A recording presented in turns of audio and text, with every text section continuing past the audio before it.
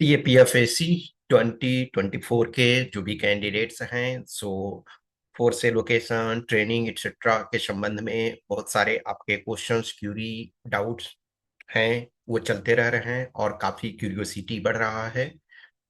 तो जो आपका प्रोसेस है, ऑब्वियसली ये डिले आपका हो गया है। लेकिन आप यदि देखोगे तो ये सीआईएसएफ का ट्रेनिंग से रिलेटेड है, ठीक है।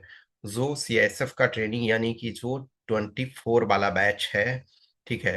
देखो 23 वाला जो बैच था वो आपका 5 मई से स्टार्ट हुआ है, जब ठीक है, 5 मई 2025 से। ये 24 वाला बैच जो है वो उनका स्टार्ट होने का जो डेट है 23rd of February। 23rd of February means अब आपके पास लेस देन 3 मंथ से कम है, टाइम है। और ये देखोगे कि ये नोटिफिकेशन पहले से ही ये था, लेकिन अभी 21 नवंबर को, ओके, 21 नवंबर को फिर से इस पर जो भी है सर्कुलेट ये किया गया है, ये ऑफिशियल डॉक्यूमेंट के रूप में। दैट्स मीन कि मोस्ट प्रोबेबली, देखो अभी हम 100% तो नहीं कर सकते हैं क्योंकि मे बी टेक्निकल कारण से कुछ डिले हो सकता है, but most probably 23rd Feb से सीआईएसएफ वाले का स्टार्ट हो सकता है, ठीक है। तो ये चूंकि ऑफिशियल डॉक्यूमेंट है। जो आपका एसएसबी है, एसएसबी का भी मान के चलो कि फरवरी में किसी टाइम पॉसिबिलिटी है कि कॉल किया जा सकता है।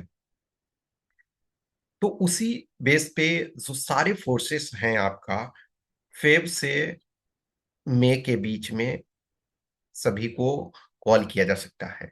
लेकिन अभी सिचुएशन आपके पास ये है कि अभी फोर्स एलोकेशन भी नहीं हुआ है, और इनफैक्ट जो उसके बाद रिजर्व लिस्ट है उनके भी इश्यूज हैं। तो ये देखो, जो भी डिफरेंट जो ऑर्गेनाइजेशन, ये सीएसएफ के जो डिफरेंट अदर अदर ट्रेनिंग्स होते रहते हैं, तो ये देखो ये बेसिक कोर्सेज हैं। तो जहां जहां देखोगे कि बेसिक कोर्स जो होते हैं, बेसिक कोर्स में जो नॉर्मली आप सीएपीएफ से जो आते हैं उनका 57 वीक्स है। 57 वीक्स का मतलब है कि पूरे ट्रेनिंग ये 57 वीक्स में नहीं होता है। उसमें जैसे 2 वीक्स का आपका जो मिड टर्म ब्रेक रहता है, 1 वीक को 0 वीक कहते हैं, ठीक है।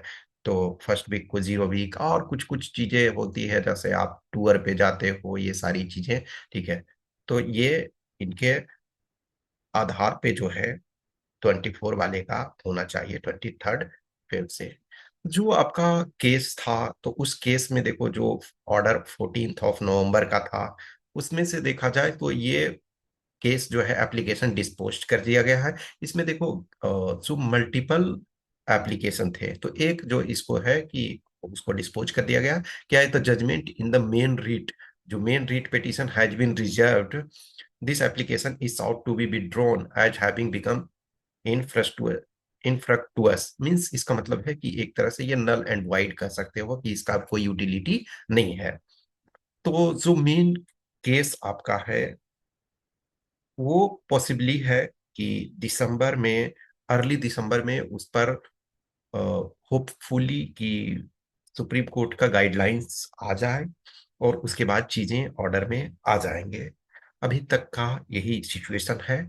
लेकिन सिंस जो ऑर्गेनाइजेशन है लेटेस्ट एक सीआईएसएफ का हमने अभी दिखाया आपको कि ये 21 नवंबर का जो है सीआईएसएफ वाला, ये जो है, ठीक है, ये पहले भी था लेकिन इसमें और एडिशन या जो भी कुछ करके ये 21 नवंबर लेटेस्ट का किया गया है। अब आप में से कुछ कैंडिडेट्स का ये क्वेश्चन है कि अभी आपको क्या करना है। क्या कोई फॉर्म या कोई प्रोसेस? नहीं, अभी फिलहाल आपको कुछ भी नहीं करना है। वंस फोर्स एलोकेशन हो जाता है, जैसे ही फोर्स एलोकेशन होगा, तो जो आईटीबीपी के तरफ से जो भी आईटीबीपी चूंकि फोर्स एलोकेशन करेगी, नोडल फोर्स वही है। वंस फोर्स एलोकेशन हो जाता है तो जिसको जो फोर्स मिलता है, कुछ को ऑब्वियसली आईटीबीपी मिलेगा, कुछ को सीएसएफ, सीआरपीएफ, बीएसएफ, एसएसबी, जो भी जिनको मिले, तो उन कैंडिडेट्स के जो डॉक्यूमेंट्स हैं, जो डोजियर हैं, वो सेंड कर दिए जाएंगे उस रिस्पेक्टिव फोर्स को।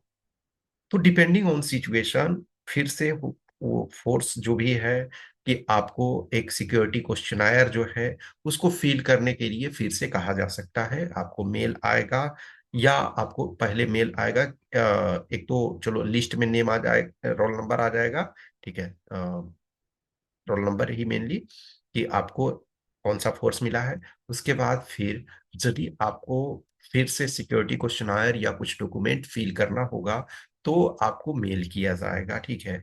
वंस और पैरेलली वो प्रोसेस होगा कि जो पुलिस वेरिफिकेशन है, तो पुलिस वेरिफिकेशन के लिए डॉक्यूमेंट जो है आपके पहले डिस्ट्रिक्ट में भेजा जाता है। डिस्ट्रिक्ट जो एसपी ऑफिस होंगे वो वहां से आपका जो लोकल पुलिस स्टेशन है वहां सेंड कर दिया जाएगा। उसके बाद जो वो आपके लोकल पुलिस स्टेशन है वो आपको कॉल करेंगे।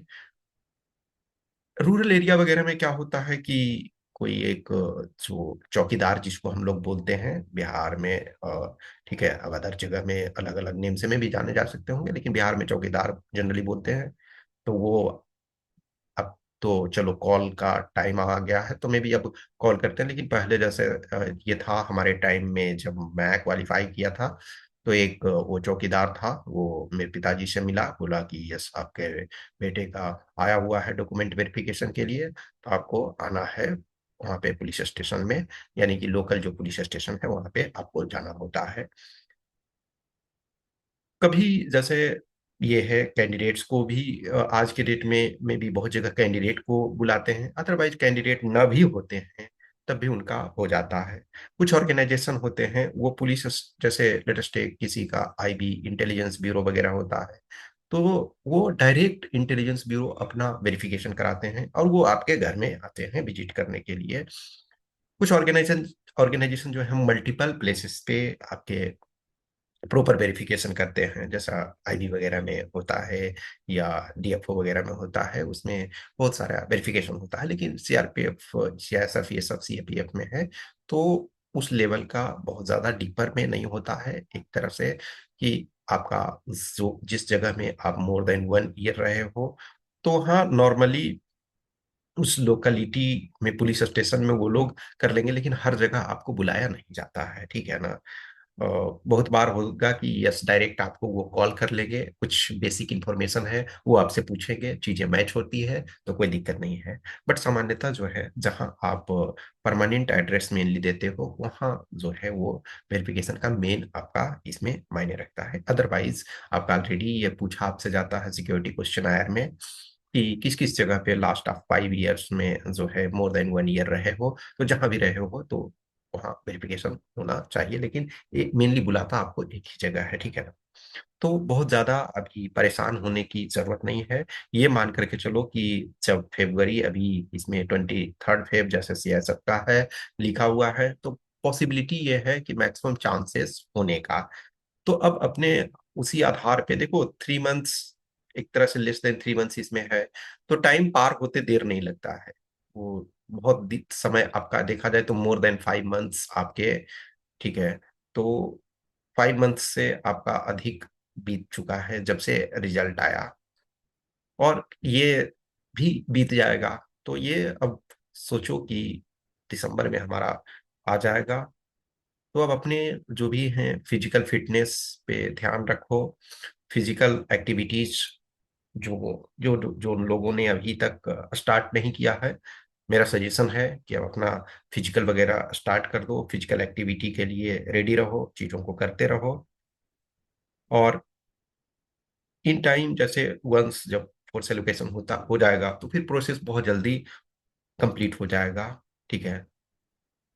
और जैसे भी कुछ अपडेट आता है, कुछ चीज़ें आती है, तो मैं जरूर आप लोग को वीडियो के माध्यम से अपडेट करता हूँ। कुछ क्वेश्चंस क्यूरी आप लोग के आई नो कि बहुत सारे टाइम सेम ही टाइप का क्वेश्चन रहता है, मेरे पास इंफॉर्मेशन नहीं है तो मैं जो रहेगा वही मैं बता सकता हूँ, ठीक है।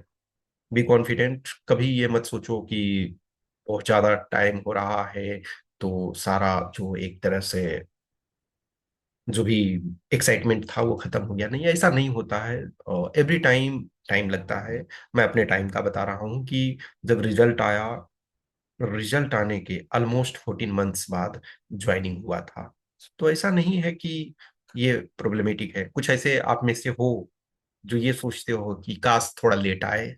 आई नो, बिकॉज उनके अलग कुछ रीजन्स हैं, वो कुछ कारण से अपना चाहते हैं कि थोड़े लेट से हो तो ज्यादा अच्छा है।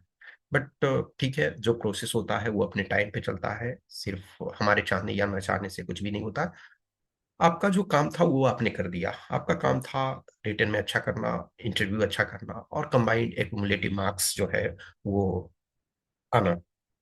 वो आ गया, सिलेक्शन आपका हो गया, तो आपका काम खत्म हो गया। हाँ, ये है कि जो लोग भी रिजर्व लिस्ट के लिए इंतजार कर रहे हैं, तो उनका भी बहुत ज्यादा क्यूरियोसिटी उनका ज्यादा है ना, कि हमारा होगा नहीं होगा। अब उसमें से कुछ ऐसे बच्चे हैं जो 25 वाले रिटर्न नहीं क्वालिफाई कर पाए, तो उनके लिए तो ज्यादा बेटर है ना कि किसी ढंग से 24 वाले में हो जाए। तो जिनका भी रिजर्व लिस्ट में आना है तो पहले इसके बाद ही होगा, जब वो पहले फोर्स एलोकेशन हो जाएगा उसके बाद ही आएगा, ठीक है। और कुछ भी रहेगा तो मैं आपको अपडेट करूंगा। अभी आपको कुछ करने की जरूरत नहीं है। कुछ कैंडिडेट्स का मैसेज था कि अभी हमको कुछ करना है, नहीं, आपको कुछ भी नहीं करना है। वंस फोर्स एलोकेशन होगा फिर जैसा होगा आपको जो फोर्स आपका जो फोर्स मिलेगा वो आपको मेल करेंगे। कुछ रिक्वायरमेंट होगा, कुछ डॉक्यूमेंट होगा या कुछ फॉर्म होगा फिल करवाना होगा, तो वो आपको देंगे, ठीक है।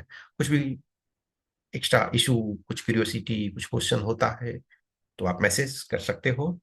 और पैसेंस रखो और फिजिकल प्लीज अपना स्टार्ट कर दो। Okay, thank you.